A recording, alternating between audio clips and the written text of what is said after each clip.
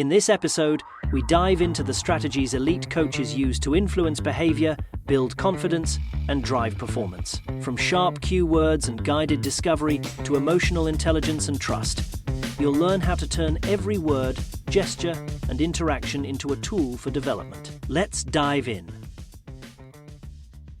Welcome to the Deep Dive. Today, we're getting right into it, jumping straight into maybe the single most leveraged skill in high-level coaching, and that's communication. We know you're here for high impact, actionable knowledge, and honestly, nothing delivers a higher return than mastering how you communicate. It really doesn't. So let's start with this core dilemma that our source material, the Coaches Hub, just zeroes in on. Imagine two coaches. They deliver the exact same piece of tactical feedback. Okay. Something like, you need to shift your weight earlier on the pass.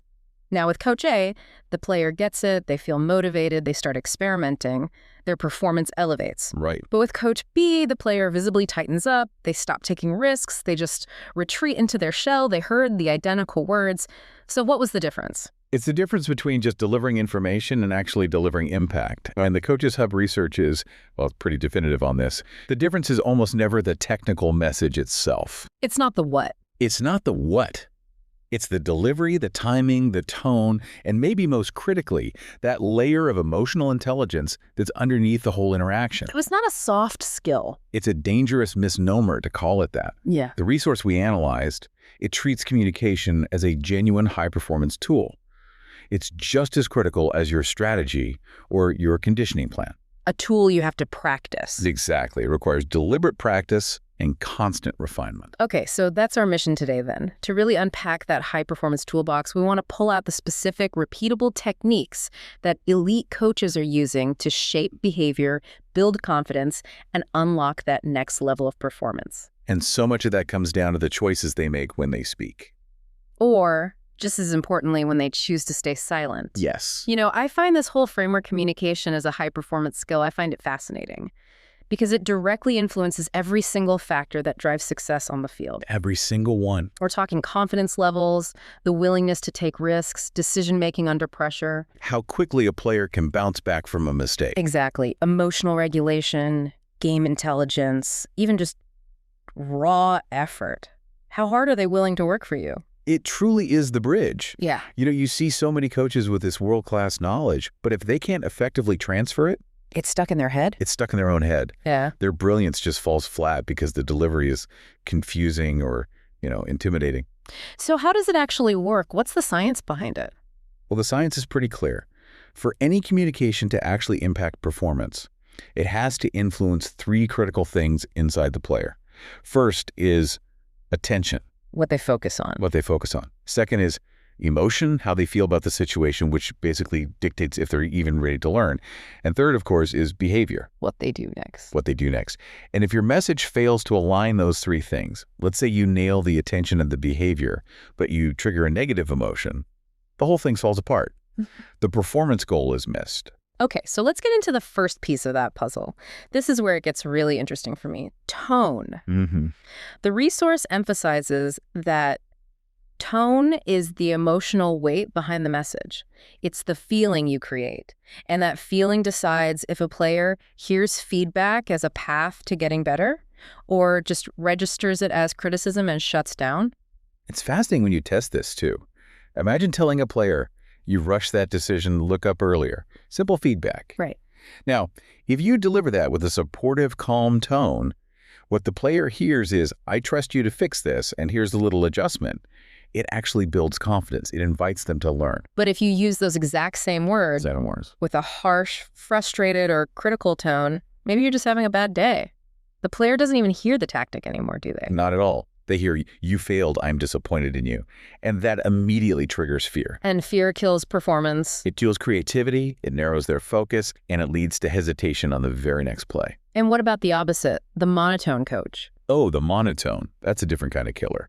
If the tone lacks energy when energy is needed, it just causes disengagement.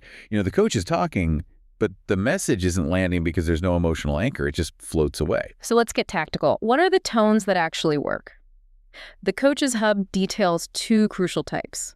The first is the confidence-building tone. Yeah. And this has to be calm, steady, reassuring, and always, always solution-focused. Yeah, and they give a great example of how to integrate this. Instead of just a vague, hey, good job, you pair the praise with a forward-looking fix. Okay, like what? Like, that was great positioning on defense. Now, if you try scanning a touch earlier on the next transition, you'll see that next pass even sooner. I like that. You validate the effort, but you immediately offer a tiny, actionable upgrade. It's supportive without being soft. Precisely. Okay, the second strategy is achieving urgency without fear. Because you need energy, you need movement, but you can't trigger panic. Right, this requires supreme clarity, brevity. You have to be assertive, but with really tightly controlled energy. So what does that sound like in practice? The focus is on controlled urgency. It's got to be immediate, decisive, simple words. So a great example during live play would just be, step in quicker now. Good. Stay there. No ambiguity. Zero. Yeah. No time for debate. But that controlled energy makes the player feel supported in doing it, not criticized for being slow before. Okay, but let's talk about the flip side. The damaging tones. The ones that just, actively erode performance. Sarcasm. Sarcasm, shouting out of pure frustration, public ridicule. Emotional inconsistency is a huge one. Yeah. And the critical insight here, and this is a real deep dive takeaway for anyone listening, these tones actively strip away psychological safety. That's the whole game right there. Without psychological safety, players won't try difficult things. They won't innovate. They won't make that risky forward pass. Never. Because the fear of the coach's reaction if they fail is greater than the potential reward if they succeed. And once that safety is gone, high performance is, well, it's impossible. That makes the why so clear. It's not about being nice. It's a performance driver. Speaking of drivers, let's pivot to timing. Yes. The resource is so clear on this. The most brilliant message is completely useless if it lands at the wrong moment. Absolutely useless. Elite coaches, they master what the hub calls the 3 crucial timing windows. And the first one is that in-the-moment coaching, the stuff during live play. Right. And this has to be short, sharp, and purely tactical. Just a prompt. You use it when the cue is obvious, the correction is simple, and the action you want is immediate. So things like open up or shoulder check. Exactly. Simple commands. But what's the mistake coaches make there? I can just imagine a coach deciding that's the perfect moment to launch into a 3-point strategy summary. That is the classic error. The key rule here is what you must avoid. Do not use that live play timing if the message needs explaining, if it needs context, or if the player already looks overwhelmed. Because you just overload them. You overload their cognitive bandwidth, you kill the tempo, and you disrupt the flow of the entire game. In that moment, silence is often the high-performance choice. Okay, so then we move to the second window, which is freeze and show, picture coaching. The timeout moment. You use this when the issue is more systemic, like positioning or spacing that involve 3 or 4 players. You stop the action so the whole group can see the picture. And the key here is speed, right? It's discipline and pace. The Coach's Hub really stresses keeping this short, under 20 to 25 seconds. Well, this is so short. To maintain energy. Players learn really fast visually, but if you let it drag on, the intensity of the whole practice just plummets. Okay, and that brings us to the third window. Post-action or post-session reflection. And this is identified as the most impactful type of communication overall. This is where you get real, lasting traction. So why is this reflection period so potent? Because it's the moment for deeper understanding. It allows for reflection and, importantly, for questions. You're building long-term knowledge, not just putting on a Band-Aid. You're moving from what do I do now under pressure to what did I learn and how will I apply it next time? That's the shift. That is how you build true decision makers. Excellent point. Let's move on to delivery then. The mechanics of it all. Clarity, pace, volume, body language. The foundational rule here seems to be just ruthless simplicity. Absolutely. Keep it simple, focused, and hyper-relevant. The trap most coaches fall into is just tactical overload. The long speeches. Long speeches, correcting 3 players at once, listing 5 problems when only one is actually critical right now. The successful formula that you have to drill is 1 message, 1 behavior, 1 solution. That's it. And what about body language? You mentioned players read that constantly. They read it more than they listen to the words. We often think our words are the loudest thing we're projecting, but the resource confirms players process nonverbal cues faster, and they trust them more. Why is that? It's just rooted in our evolutionary design. We are hardwired to scan for threat. So positive delivery, open posture, steady eye contact, relaxed shoulders. That signals safety and control. Whereas crossed arms, aggressive pointing. It tells the real story. Even if your words are calm, that body language is screaming that you're stressed or frustrated. But the real elite difference here is adaptation. That's it. The base coaches, they don't just match their delivery to the message, they match it to the individual player. Some players need that calm, measured instruction. Others need high energy. Some need you to be direct, and others need gentle encouragement. That adaptability is what makes the message actually stick. Exactly. So let's dive into some of those tools. The Coach's Communication Toolbox. The Coach's Hub highlights a few specific techniques. Let's start with cue words. Cue words are, they're essentially mental shortcuts. They're short, memorable phrases that activate a specific pre-trained behavior. And it reduces the mental effort. Dramatically. Instead of the player running a complex calculation in their head, they just hear, scan early, or secure and switch. It's a trigger. It bypasses complex thought and activates an immediate, trained action. And the opposite of giving a simple trigger is, I guess, developing thinkers. That brings us to guided discovery. This is the art of asking, not telling. Instead of just instructing a player to pass to the left, you use questions so they see the solution themselves. What options does this picture give you? Exactly. Yeah. Or, if we move the ball here, how does that create space for player B? Questions cement learning so much more deeply than just instructions, because the player is the one generating the insight. You're raising field generals, not just obedient soldiers. That's a perfect way to put it. Another powerful tool is reframing mistakes. This is all about controlling the emotional response to failure. Exactly. You change the emotional meaning of failure from fear to growth. You shift the focus from what was lost to what can be gained. So instead of the negative, stop losing the ball. Which every player has heard a million times. A million times. You reframe it to something like, your first touch is good, but your vision on that touch can help you create a better picture next time. The focus immediately shifts to a positive, future-oriented solution. And finally, a technique that sounds so simple, but is, I think, often underutilized, reinforcing positive behaviors. It sounds obvious, doesn't it? But you have to be so specific and consistent. You spot and you precisely praise the correct action. So don't just say, good job. Be more specific. Use language like, brilliant decision to recycle the ball.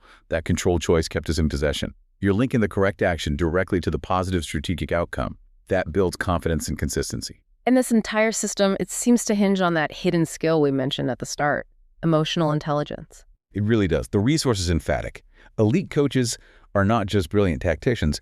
They are emotionally intelligent communicators first and foremost. And what does that mean exactly? What is EI in this context? EI is the calibration tool. It's the coach's ability to read a player's mood, to sense their frustration, or to detect fear before it even shows up as hesitation. Yeah. And that reading allows them to instantly adapt their tone and delivery. It turns communication into connection. That's the key. It turns it into connection, and connection is what drives impact.